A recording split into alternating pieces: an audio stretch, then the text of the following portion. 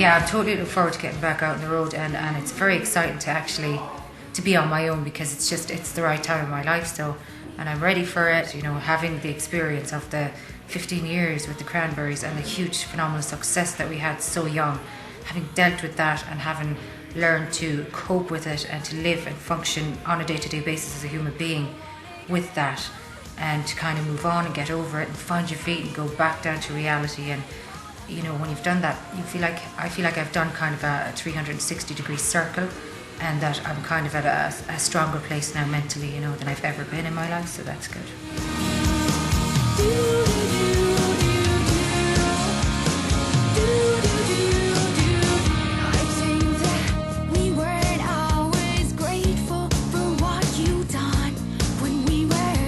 It was important for me not to just leg her as soon as the band got really big or whatever. I felt that I had a certain amount of commitment and stuff. I wanna get out, I wanna go home. Towards the end, then it just came to a point where it was kind of the obvious thing, you know, as we had 5 albums and the greatest hits. And then it kind of seemed like time for a change, you know.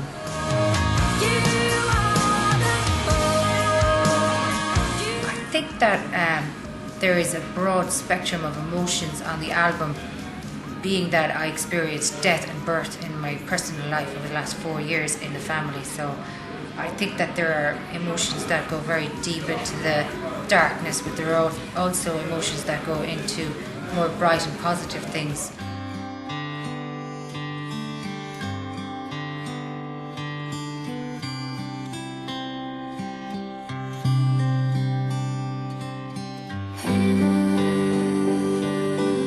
Are You Listening? It was basically, it was just a nice idea. I remember I said to my husband that I'd come up with a really good title, and he said, "What is it?" And I said, "Are you listening?" And he kept saying, "I am." And I was saying, "No, are you listening?" And he was going, "I am. What is it?" And I was going, "Are you listening?" And I just liked the little, the subtlety of it. It's very subtle, and it's delicate, and it's not a statement. It's a delicate question. And also, if you are listening, well then you're listening, and if you're not, well then you don't know about it, do you?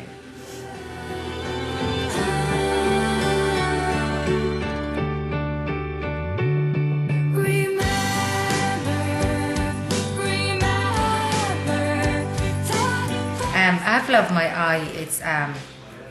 It's a really strong, powerful love song, basically. And it was inspired by an experience that I had where I was going on tour an awful lot with the band, the Cranberries. It was tough enough kind of leaving the little ones and stuff, and my husband always did come with me, but I just had to do this part of the tour without him because he was sick. And for a second I just imagined my life without him, and it was like, you know, it would be terrible. And I suddenly realised that it's so easy to take love for granted on a daily basis or whatever. And I kind of realised that all human beings ultimately strive to be loved and to find one love. And if you find it, you really do have to cherish it every single day and every single minute. You can never take it for granted, you know. This is just an ordinary day.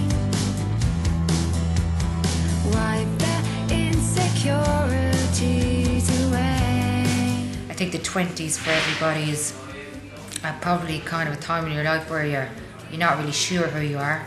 But when I was back then, 10 years ago, I really thought I knew everything. But now I think that I know nothing, because I've learned that you're so wrong about so many things, and that life is really not as predictable as you think, and it's not as easy. It's not as simply cut, straightforward. It's always, you just never know what's around the corner, you know. Beautiful girl.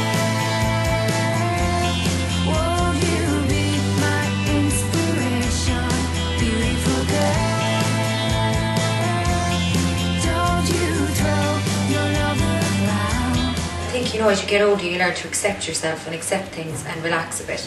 You don't feel like, I don't really feel that it's important for me to look in a certain way or anything like that, because I just think, you know, I've got this voice and it was a gift, and I feel that it's kind of a bit of an obligation to share it with people. It's like, it's really about the voice, and when you got that kind of distinctive sound, I don't really think it really matters the image and all that stuff that much, you know. Because I think people really kind of, they like the voice, really, and that's the thing, you know, so that's cool.